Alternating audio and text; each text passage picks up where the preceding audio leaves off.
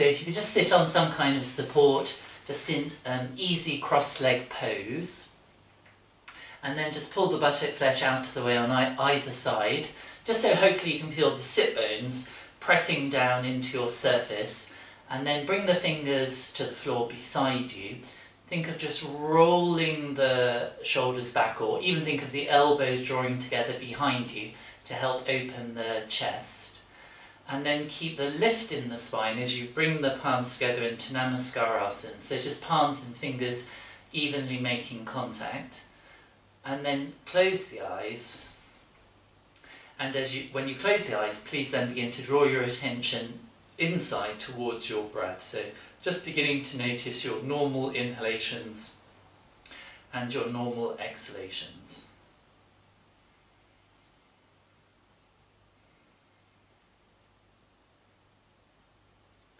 And then as you keep the attention on the breath, just allow the eyes to soften, the inner cheeks, and maintain a slight space between the lower teeth and the upper teeth.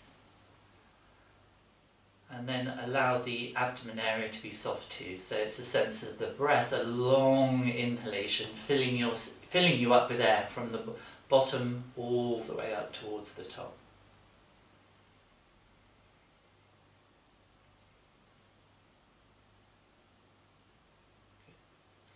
Now keep the lift in the spine and the chest, but slowly nod the forehead in the direction of the fingertips.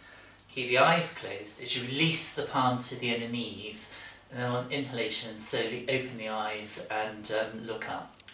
So tonight's class is kind of really coming back to about 2 weeks ago, I think it was, we did a pose called Ardha Chandrasana. You know the pose, and was just mentioning that she was experiencing a bit of discomfort in the hip.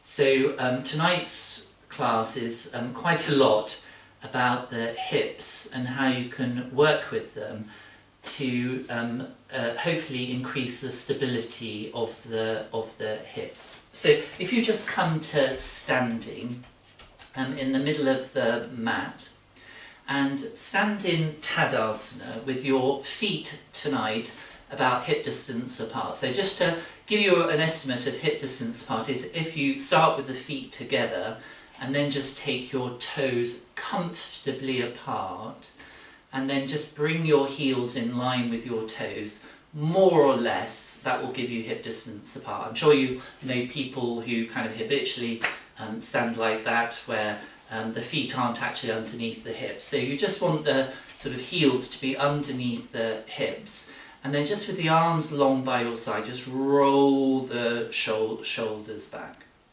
Good. And then just bring your attention down to the feet and think of just lifting the big toe sides of the feet and then lift the little toe sides of the feet.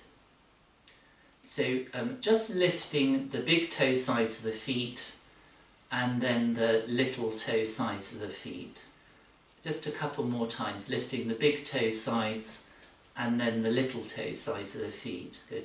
And then pause and just bring your palms very softly onto the tops of the thighs. So just to give you some information. And think of lifting again the big toe sides of the feet and then the little toe sides of the feet. So lift the big toe sides of the feet and notice that when you lift the big toe sides of the feet, can you feel how the thigh bones are turning out? And then when you lift the little toe sides of the feet, can you feel how the thighs are turning inwards? So again, just lifting the big toe sides of the feet and then the little toe sides of the feet. And then just pause. So I have a toy. I'll bring it closer just so that you can see. So here's the equivalent of my pelvis from the side. I've unscrewed the leg. So here's the femur with the ball of the femur, and of course the ball of the femur goes in the hip joint. And what's happening here is that as you bring the weight onto the inside of the foot, the outer head of this outer protuberance here, you can perhaps sense it's turning forward or turning internally rotating, and when you bring the weight onto the little toe side of the foot, it's externally rotating. So I'm hoping you can perhaps feel that, even if it's not so clear on the screen. So what I would like you to get out of that is how you use your feet, how you use the feet and the contact into the ground affects, of course, what's going on in the knee, but very importantly, what's going on in the hip joint. So you can just even bring your hands to the sides here to feel the movement that's taking place in the hip joint, depending on whether the weight is going to the one particular part of the foot or to the other part of the foot. So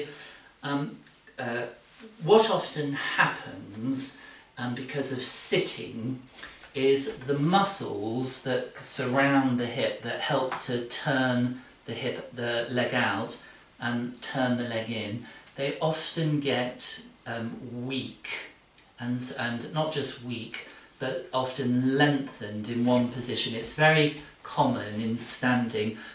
My yoga teacher called it the head of the femur is popping out. They're rolling forward as opposed to being in a sort of more neutral position. So come to stand again on the two legs, keeping the feet hip distance apart, and then bring your weight over onto your right leg and then come back. So as you bring the weight onto the right leg, think you're reaching down into that leg.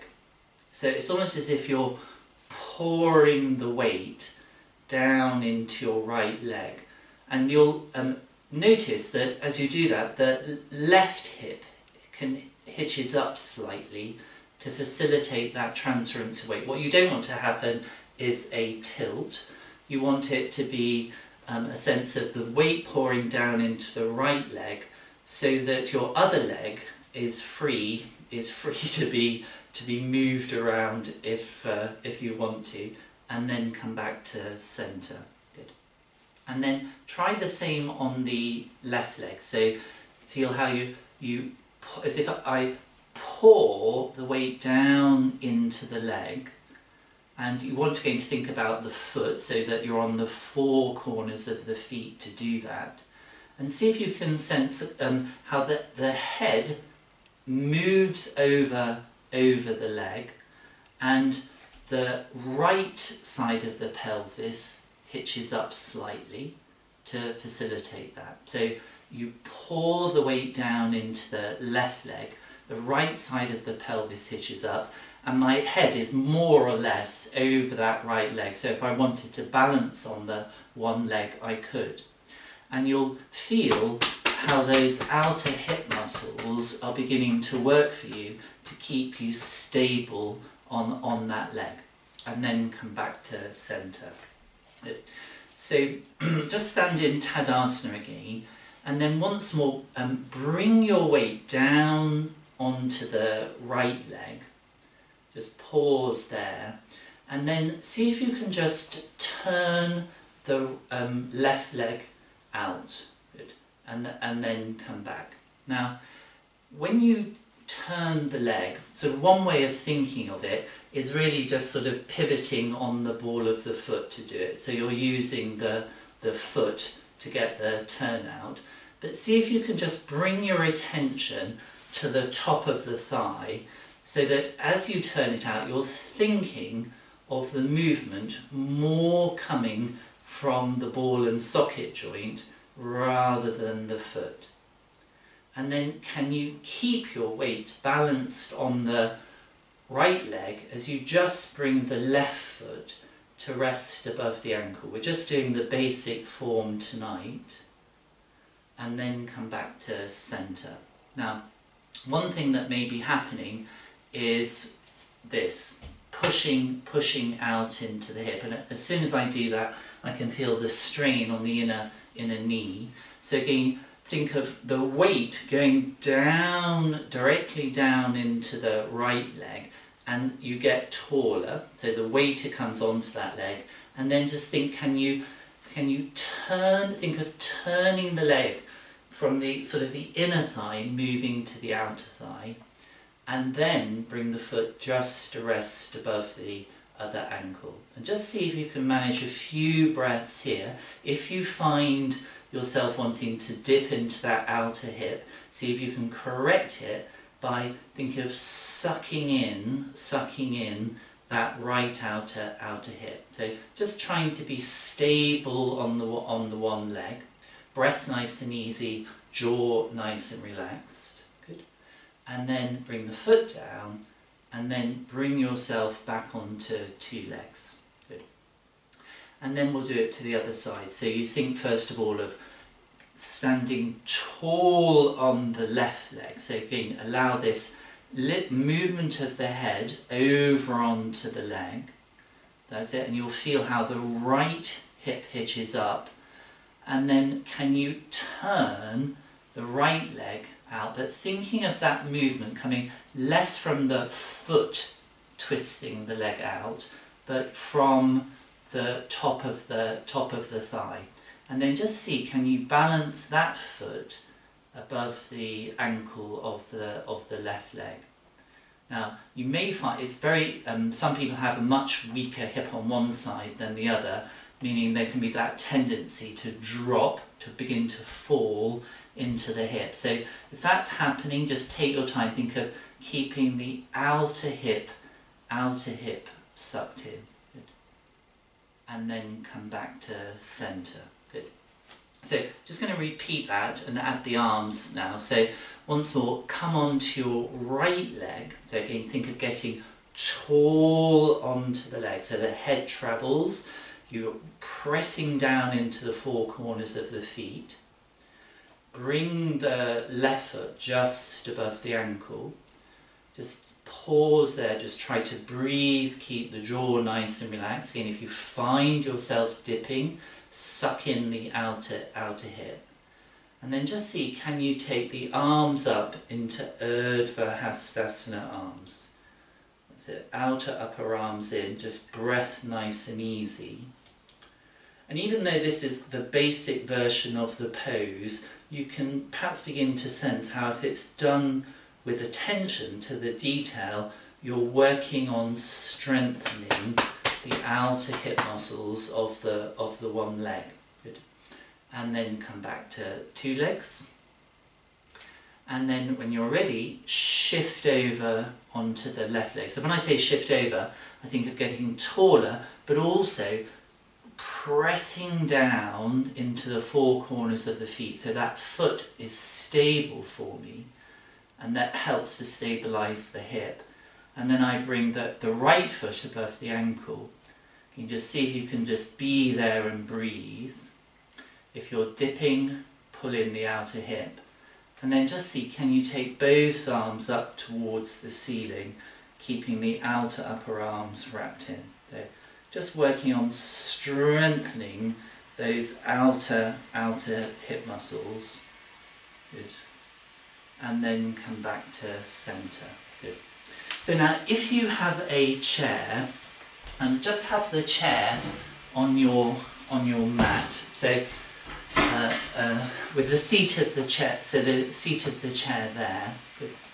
And then stand with your 2 feet hip distance apart, with your back towards the chair. Now, and look forward. Think about pressing the four corners down into the floor. Think of pressing 4 corners down into the floor. And then just think, can you sit the bottom back towards your chair, but keeping the head of the shin back? And you can bring the arms forward, to try and find the seat of the chair. Good. And then come back to standing. Good. So again here, it's very, what often happens is the foot collapses to the big toe side of the foot, causing the knees to drop in, and then therefore the hips begin to, the head of the femur begins to internally rotate. So just think of keeping the four corners of the feet pressing down into the floor, look forward, and then can you keep the head of the shin back as you sit the bottom down towards the seat of the chair, just to make light contact, and then come back up to standing. So notice how to sit down, it's the pelvis that is literally travelling back in space, and my head is going forward but up. Good. And then come and sit on the seat of the chair. Good. So I'm just going to turn so that you can see again. So keep the feet hip distance apart as you're sitting on the chair, and sit on the front edge of the chair, and just notice again how you're using the feet. So are you tending to have the weight on the big toe side of the foot with the knees dropping into the middle, or is your tendency to do a bit of man spreading so that the weight is on the little toe side of the feet? And then just see if you can organise it so that the knees are just above the ankles. Good. And then see if you can begin to reach forward again with the arms in Uttanasana. So you think of the head coming forward, hinging from the hips, and then come up to standing. Good. And then once more, stay looking forward. Can you sit the bottom back towards the seat of the chair? So if you wanted, you could come back up at any moment, and then bring the weight over onto the two sit bones. So what often happens as we all get older, and if we don't think about the organisation of the feet and the knees, and I'm sure you'll know people who do this, is to come up to stand. What happens is because the feet aren't supporting them, the arches aren't supporting them, they have to begin to do things, I'm exaggerating of course, but some people do this to try and get up to standing. So let's just do it a couple more times. So I think of pressing the feet down into the floor to get taller, and then you think of hinging forward from the hips, so the head comes forward and up, and then see if you can just come up to standing by bringing the bottom straight forward. And then to come back without using the arms, think of the bottom going back, head going forward, so that to sit down, it's a simple transference of weight onto the sit bones. So just try, I don't usually like to teach doing the wrong things, but just allow the knees to fall in a little bit, and then just feel what that's like. So if you were to try to come up to standing, can you feel, suddenly it's a lot more effort, where you have to try and use a bit of momentum to get up. Whereas if you think about the organisation of the feet and using the floor to press down into the floor, so I think of pressing down to engage the hip, and then just hinge the body forward, and then you think of the bottom going straight forward. And then to go back, again, think about the feet, the four corners of the feet. You think of the bottom just going straight back in space to transfer the weight onto the seat of the chair. So Uttanasana, chair pose, actually actually using a chair. Good. And then please come to standing. Good. And then turn the chair so that the seat of the chair is facing you. So seat of the chair facing you. And I'm just going to turn so you can see my back. Are you okay to someone asking something? No? Good. So going to, I'll show you, if you want to just have a look at this first. First thing I'm just going to ask you to do is, as in Tadasana, actually I'll show this from the front, is to stand in Tadasana, bring the weight onto your right leg, so just as we did before, without dipping into the hip, and see if you can just bring your left foot onto the seat of the chair and then come back. So just show you that from the side.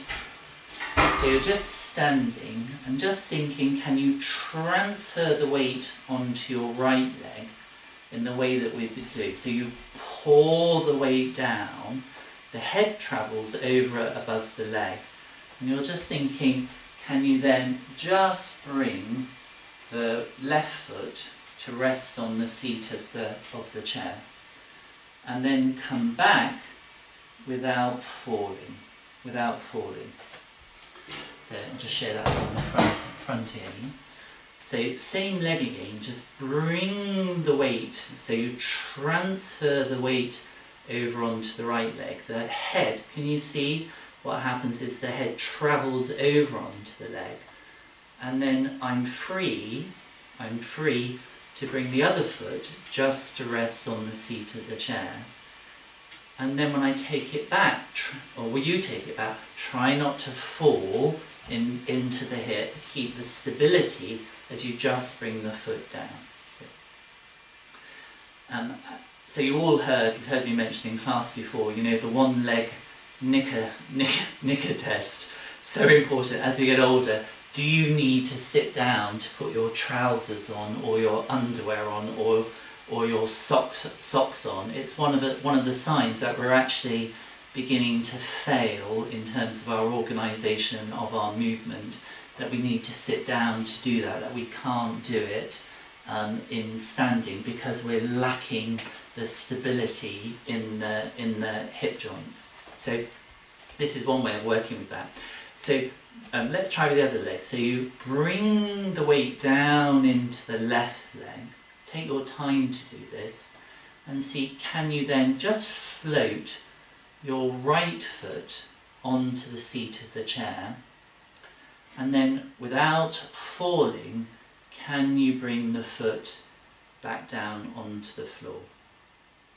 So again, bring the weight onto the left leg, so going down to go up, and then you're just bringing the other foot to rest on the seat of the chair, and then you come back down.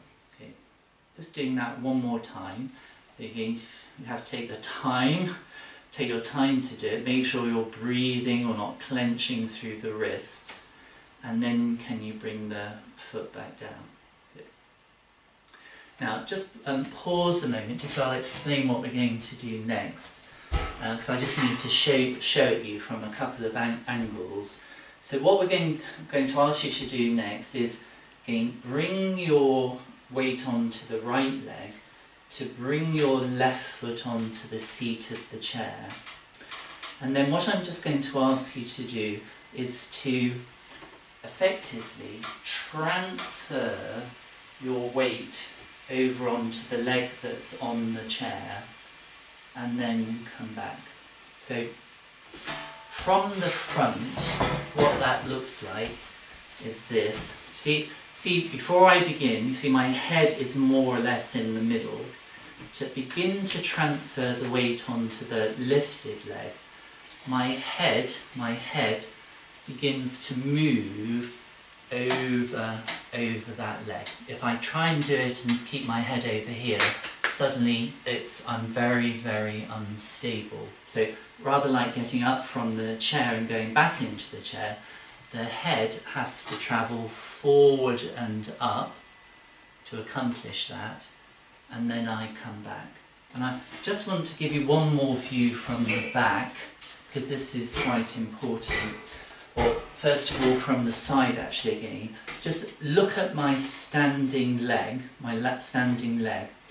Can you see, to transfer the weight, my heel is lifting, I'm coming onto the ball of the foot, and then onto the big toe. If I wanted to come to standing, I could, and then to come back down, my big toe finds the floor, the ball of the foot, and then the heel to do that. So stand facing the seat of your chair. Now this is difficult. It's difficult. So first of all, give yourself permission to do it wrong, and take your time to do it. It's a challenging exercise, but it's very, very strengthening for these outer hip muscles. I don't want you to stand up on the chair. What I want you to feel is the organisation to be able to do this. So if you stand facing the seat of the chair, bring the weight onto your right leg, and then just bring your left foot to rest on the seat of the chair. So you can see my head is still over my standing leg, and then can you begin to come forward, so the chest begins to come forward towards that lifted leg, and then I think of lifting the heel and the ball of the foot so that I'm ready to stand on that leg if I want to, and then come back down, so you slowly lower down through the heel and then bring yourself back onto the standing leg. So again, show it from the front again, how my breastbone is facing straight forward at the moment. To begin this movement, it begins to turn towards the bent leg. My head is going forward, and then I begin to lift up through the foot and then come back down. Good. Now you might find this going on, or a dipping going on, so again take your time and then just do it just a couple more times in your own time, just feeling the use of the back leg, and then come back down. Good. So if you want to try stand, it depends on the robustness of your chair at home, but you can try coming up to standing if you want to, but then see if you can go back through a transference of weight. Very, very difficult to do. Good. And then pause, and let's try with the other leg. So stand facing the seat of your chair, bring the weight onto the left leg, and then see, can you just bring your right foot onto the seat of the chair, but without dipping in the hip. And then bring the foot to rest on the seat of the chair, and just see, can you just do the preparatory movement as if you're going to stand upon the chair, that you begin to let the body come forward, the head come forward. See now how my head is over the leg, it's not out to the side or to the other side. I've brought it over the leg, and then the back foot I'm just peeling up, ready to stand on that leg if I wanted to. And again, so just as if you're about to do the movement, if you're feeling the hip pushing out, keep the outer hip in, that's it, and just come up and back a few times. Just feel how you organise to shift the weight. If you wanted to stand up on that leg, you could do so. Good. And then come back to centre. Good. And then just take a rest. So one great way of just practicing this at home, I'm not expecting you to do this now, is if you all have steps at home, flight of steps, is to feel each time you go up the stairs, are you doing it through a transference of weight and then coming back down, or going down the stairs so that you can transfer the weight, or are you trying to get up the stairs by, you know, banister, any old fashion. And the reason this is just quite important is that also in walking, you hear some people talk about walking is a controlled fall. And I'm sure you know people for whom walking does look like a controlled fall. Well, it's not controlled at all, actually. It's a fall. Whereas in walking, what there should be is a transference of weight onto one foot and then the other. So I'll just show you that from the front. You can see in walking, as I come onto my front leg, how my head, just as we were practicing on the chair, there's this transference of weight from one leg, and from the side, if you look at my front foot, see how my head is behind that foot to come forward, just as we were practicing. My head is coming over and beyond that foot to transfer weight. So I'm using my skeleton to support me, as opposed to walking from my hip flexors, to walk, or even a walk where it's not a transference of weight, it's a kind of a pulling everything forward. So please just have the chair again. We better turn that into a yoga pose now, and have your belt to hand. Stewart? Yeah? Stewart, could I just make a comment? Yeah. When you talked about this transference of weight when you walk, Yeah. It's like when you were a kid and you were trying to pounce on somebody, you go really quietly and actually you go like that, exactly as you described. Yeah, exactly. So the visualization, if you want to, imagine yourself, you're trying to cross a river and there are stepping stones, and in the river there are crocodiles, and you're never quite sure, are you actually about to step on a crocodile's head, or are you about to stand on something that you could transfer your weight? Children transfer weight, they don't fall, you know. So it's exactly that kind of idea, Julie, that a walk shouldn't be a fall. You should be able to reverse it at any stage without losing your balance. Yeah, good point. Yeah. Okay, so stand facing the seat of your chair, and then have your belt to hand, and then in the way that we've been doing, again, can't stress enough, give yourself permission to get it wrong. Doesn't matter, as long as you're learning from the mistakes. But see if you can bring your right foot to rest on the seat of the chair. Good. I'm just a little bit too far away.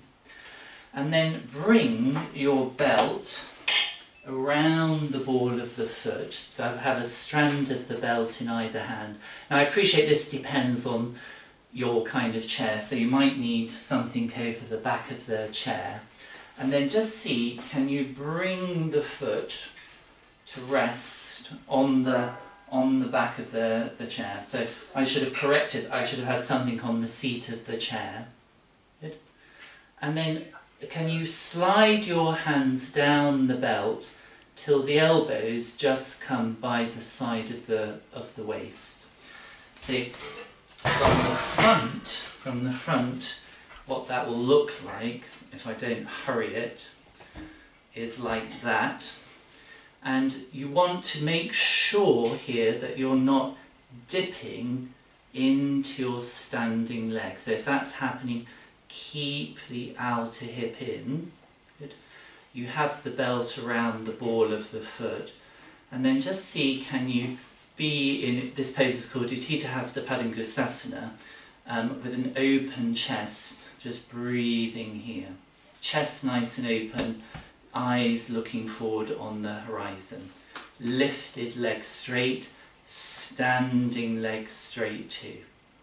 And you'll, again, if you're allowing, if the weight is coming onto the inside edge of the foot or to the outside edge of the foot, you can feel how that suddenly makes it a much less stable pose. Good. And then pause, release. Good.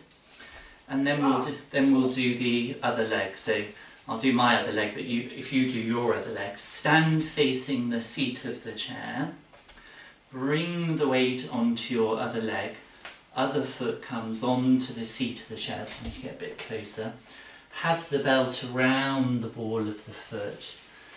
And then just see, can you bring the foot onto the lifted surface without collapsing into the hip joint? Good. And then just slide the hands down the belt. Think of drawing the shoulder blades together. And just breathe in Utthita Hasta Padangusthasana 1. Now I should have said, of course, if this lift is too high for you, you could have the foot on the seat of the chair. Because we're not doing this for the hamstring work today, it's fine to have a lower lift. It's much more important that you think about the evenness of the hip joints and the stability on your standing leg. Good. And then release. Good. So pause, just put the belt to one side for a moment. Good. And then turn your chair so the seat of the chair is facing you once more. And I'll just show you what we're going to do. So last week we did a pose, Virabhadrasana 3, using the blocks. Tonight, hopefully you've all got a chair to do it.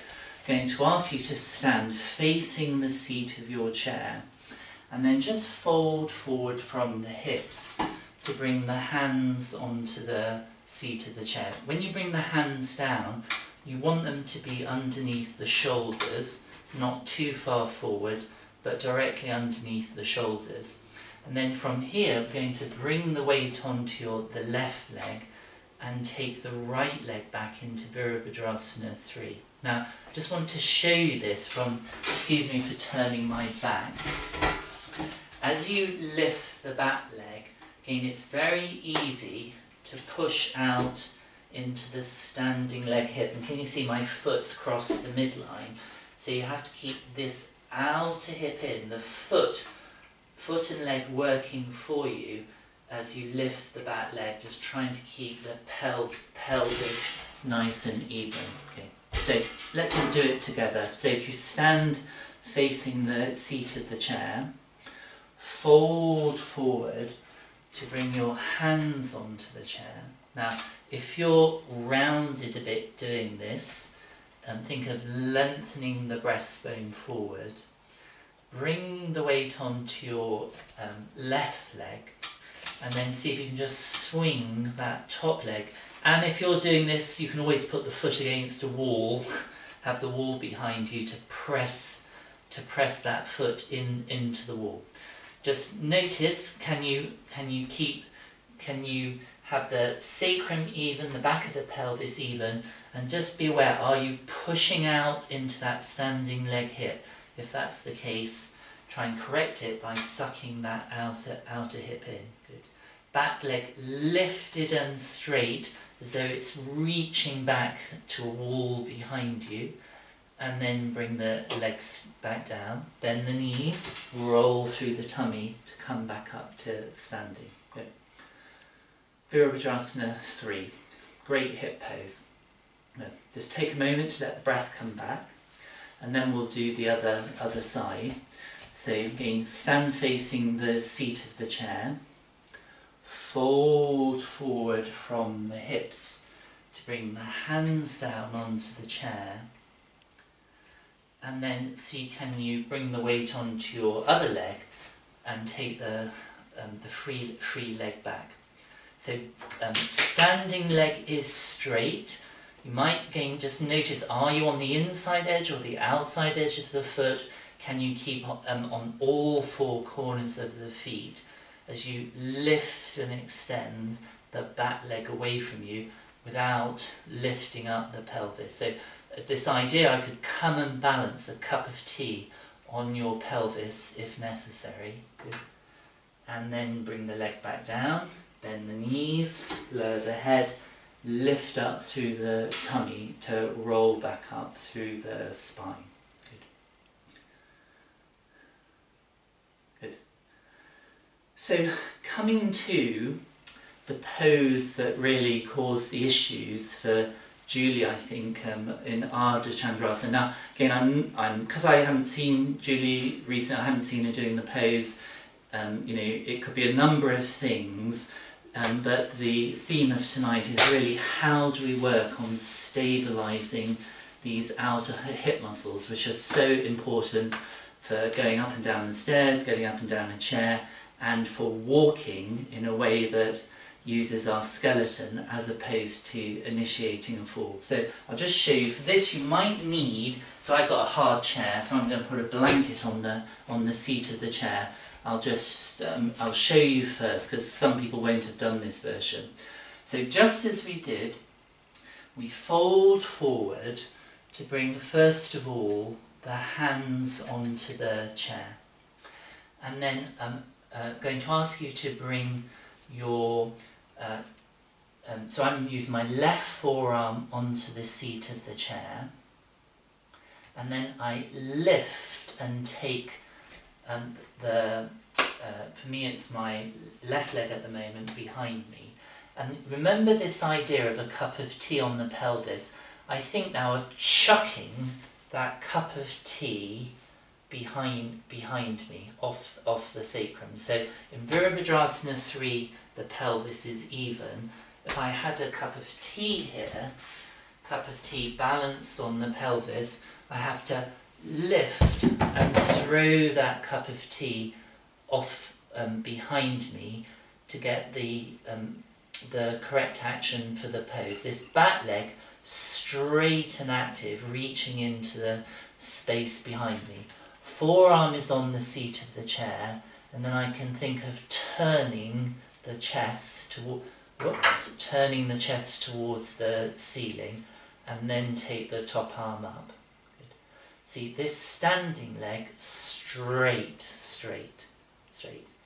and then come back down. So let's do that all together. I'll talk you through it once more. So have the seat of the chair facing you. Stand with the feet hip distance apart in Tadasana, and then fold forward to bring initially the hands onto the seat of the chair. Now I won't mirror now, it gets too complicated for my brain, so if you just follow my instructions, even if it's contrary to the image on the screen. So bring your right forearm down onto the seat of the chair. So forearm is just resting on the seat of the chair. Lift and take your left leg back. Good. Bring your left hand onto the outer hip and think you're lifting up to throw that imaginary cup of tea onto the floor behind you. Good. Now make sure your left leg is straight and active in the sense I'm lengthening the calf into the heel, and I can feel the left outer hip muscles working just as much as the right ones. And just see if you can turn the chest to look towards the ceiling, and then take your left arm up in Ardha Chandrasana. Keep breathing, keep breathing. Keep the firmness in your right foot. So you might find it wobbling. See if you can press down into all four corners of the feet to get the stability in the hip. and then carefully release, bend the knees, release the head, and slowly roll up through the spine to come back up to standing. I'll just turn around so we can do the other side. It's a great version of doing Ardha Chandrasana for the extra support that the chair gives. Okay. So when you had a little rest, stand facing the seat of the chair. Good. And then fold forward to bring the hands onto the seat of the chair. Take your right leg back into Virabhadrasana 3 again. Bring your left forearm onto the seat of the chair. Your right hand on the outer hip, and think you're going to lift the right side of the pelvis up and back to chuck that imaginary cup of tea onto the floor. You have to lift it, up and back. Right leg active, reaching the calf into the heel, right hand on the outer hip. See if you can turn the chest to look towards the ceiling, and then take the right arm up, just in line with the collarbone. Both legs active, both feet active, as if both feet are standing to get the correct action in the hip joint, and breathing. Good. And then bring the arm down, release the leg, bend the knees, lift up through the tummy to slowly roll up through the spine to come back up. Good. Just pause, rest for a second, just come and stand in Tadasana. Just notice how the hips feel. So I can definitely feel the work that's gone in those outer hip muscles, and just make sure again you're standing not just on the little toe side of the feet or the outer side of the feet, you're using both edges of the feet evenly to support you. Yeah. And then we're just going to repeat that, sorry Gordon, once more each side. That's it. So stand facing the seat of your chair again. Fold forward to bring the hands down onto the seat of the chair. Take your left leg back into Virabhadrasana 3, so pelvis initially even. Bring the right forearm down onto the seat of the chair. Take your left hand to the outer hip. Think a cup of tea is there, and you're going to lift and chuck it off behind you to come into Ardha Chandrasana or half moon pose. Both legs super active, super active. Turn the chest, take the arm up, just see if you can breathe in this position. Again, your standing leg foot, you might find it wobbling a little bit. See if you can press down into the four corners of the feet to get the stability in the hip. And then release, bend the knees, lift up through the tummy to roll up. And then we'll do it last time to the other side. So stand facing the chair, feet hip distance apart. Fold forward to bring the hands onto the seat of the chair. Take your right leg back into Vira 3, keeping the pelvis even to begin with. Bring your left forearm onto the seat of the chair, right hand onto the outer hip, and again think of lifting the right side of the pelvis up and back to come into the pose. Turn the chest, take the arm up, again, so we're reaching through the legs, through the top arm, keep lengthening to engage those muscles that help to stabilise the hip. Good. And then release, bring the leg down, bend the knees and slowly roll up through the spine to come back up. Good. So please come and sit in the chair facing the front. Facing the front. Good. And have your feet and knees hip distance apart. Good. So just to undo some of the work that we've just been doing, in case you felt it in the back, think of turning to your right, so that your left hand comes to the right outer knee, the other hand just goes behind you on the chair. Now if you've got a chair like mine or a back, you can use the chair to help improve the twist by pressing into the left palm and either pulling or pushing through the right arm, and turn the head and eyes to the right. And then come back. And then we'll go to the other side. So sit tall, turn to your left, so you bring the right palm to the left outer knee, other hand behind you, and use the arms to improve the twist to turn towards the left. Good. And then come back to centre. Good.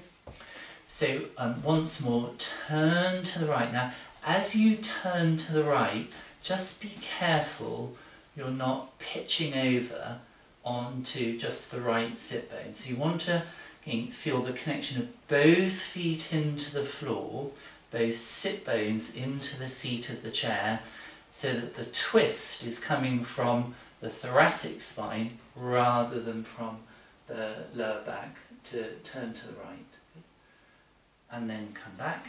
And then we'll do it once more to the other side. So you turn to get taller to the left, press the right palm into the right outer knee, other hand just pulls or pushes on the seat of the chair to take the twist to the right.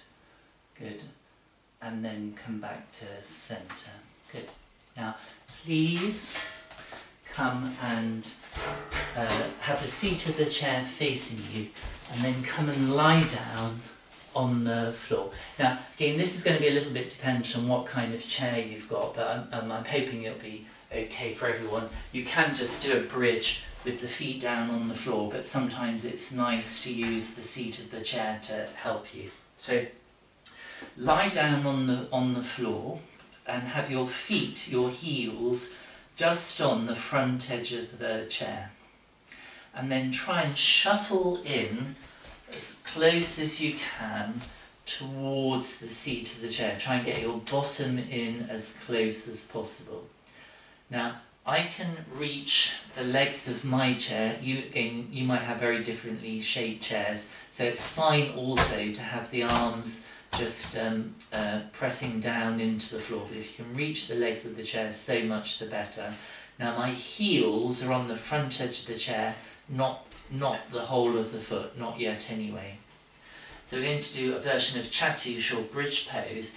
Before you think of doing anything, tuck the shoulder blades into the back of the body, so you help to open the chest. Now take a breath in, if you're doing it with me, and then drive the heels down into the front of the chair to bring the whole of the foot onto the seat of the chair to lift your pelvis high. And then once you're up, keep driving the feet down into the seat of the chair. Don't let the knees flare out to the side. Press through both sides of the feet, big toe and little toe sides of the feet, so that your bottom is working like crazy to open the front of the hip. Try and walk onto the tops of the shoulders. Chattoosh, bridge pose. Good. Breathe, breathe, breathe. Don't look to the side when you're doing this. Should have said that before. And then slowly lower the pelvis back down. Good. So just take a rest when you come back down, but don't completely move away from the chair. And once you've had a little rest, we'll do it again. So have the heels on the front edge of the chair, tuck the shoulder blades into the back of the body, take a breath in. As you breathe out, drive the heels down so you bring the whole of the foot onto the seat of the chair, and think of your thighs lengthening towards your knees, so the weight is definitely in the foot. and then just try and walk onto the tops of your shoulders to be in bridge pose. Okay, hamstrings working, gluteals working, they'll work if you keep pressing the feet down into the chair so that your legs support you, legs and gluteal muscles support you, and then slowly release the pelvis back down. Just take a rest for a moment again, just as you are. I'm going to repeat it a third time. Okay, you don't need to do many repetitions of these, provided the organisation is there, because if you're finding the organisation through the skeleton, the muscles are going to kick in. But if you're not finding the organisation through the skeleton, it means you're using all kinds of muscles that aren't required or aren't absolutely necessary. It'd be much harder work. So it's the bones that are doing the work for us rather than the muscles. So when you're ready, take a breath in, tuck the shoulder blades into the back of the body, and when you're exhale, press down through the feet to lift the pelvis high. Try and walk onto the tops of your shoulders, but keep pressing the feet down. Good. Now, for those who want an extra challenge, lift 1 foot away from the chair, hinge the knee in towards the chest, but don't let the hip drop. Bring that back down, stabilise the pelvis, hinge the other knee in towards the chest without dipping that side of the pelvis. Bring that foot down, and then carefully lower the pelvis all the way back down. So we're just going to repeat that, slightly more advanced version. You can stay with the basic version if you like. But so when you're ready, have the heels on the front edge of the chair. Take a breath in. As you breathe out, press the feet down to lift the pelvis high. Okay, and carefully your knees don't flare out to the side. Keep the heels pressing, the foot pressing down, and then hinge one leg in towards the chest without dipping the pelvis. And then bring that foot back down. Stabilise. Bring the other knee in towards the chest. Bring that foot back down. Squeeze the bottom. And then carefully bring the hips all the way back down. And just rest your lower legs on the seat of the chair for a moment, just to rest. Okay. I can hear some groans going on, so take the legs off the seat of the chair, and then please prepare yourself for Shavasana, either with the legs over the bolster. You can actually do it with the legs still resting on the seat of the chair, and have a blanket behind the head and the neck, or you can even do Shavasana with straight legs. So pick your version of Shavasana. Another nice one to do is to have the legs resting up a wall if you have a wall nearby. But if you're doing the straight leg version with me, just use your thumbs to move the buttock flesh towards the backs of the knees, and then when you're ready, stretch one leg out and then the other into Shavasana. Good.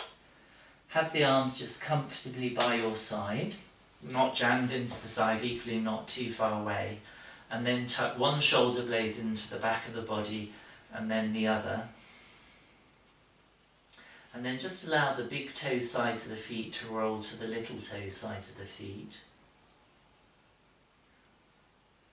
And if you wear glasses, probably just put them to one side, and then close the eyes to end the class in Shavasana. As you close the eyes, just notice any sensations going on in the area of the hips and the legs. So I can feel a little bit of fizzing, for want of a better word, is going on in that area, the area of the gluteals. And then begin just to draw your attention to your breath, just noticing your inhalations and your exhalations.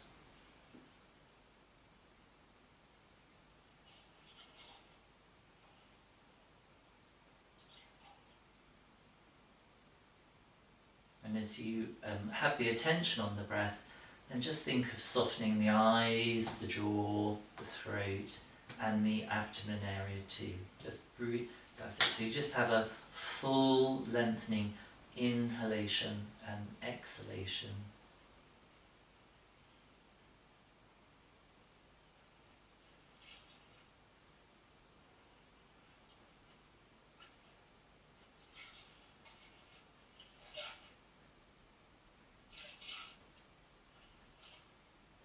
Allow the eyes to soften, the palms, the soles of the feet. Nothing to do, just allowing yourself to melt in the floor, but keeping just some attention on the breath. So it's not going to sleep, it's just a relaxation with the attention on the breath.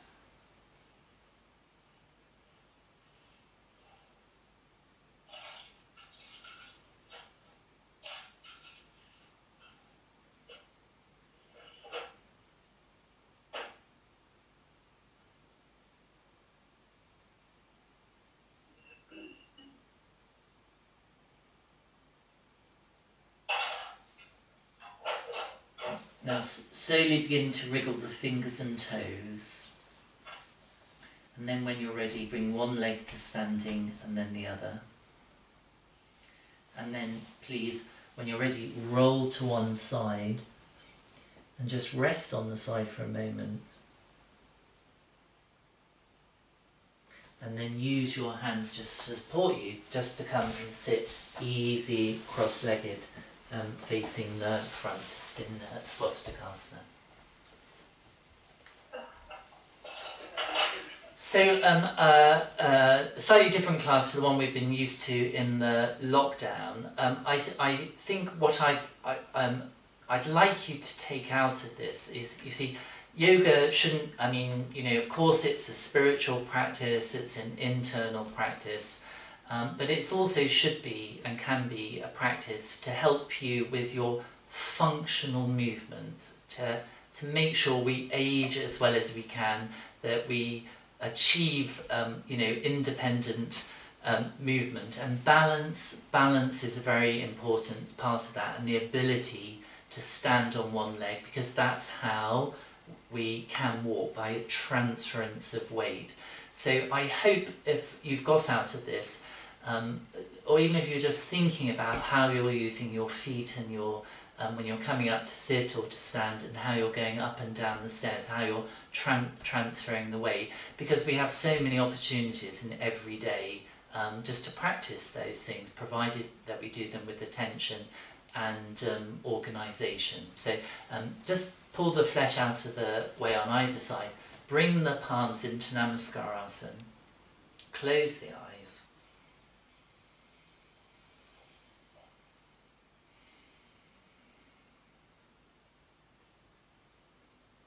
and then bring the forehead down, release the hands on an inhalation, slowly open the eyes and look up. Thank you very much everyone, hopefully still standing.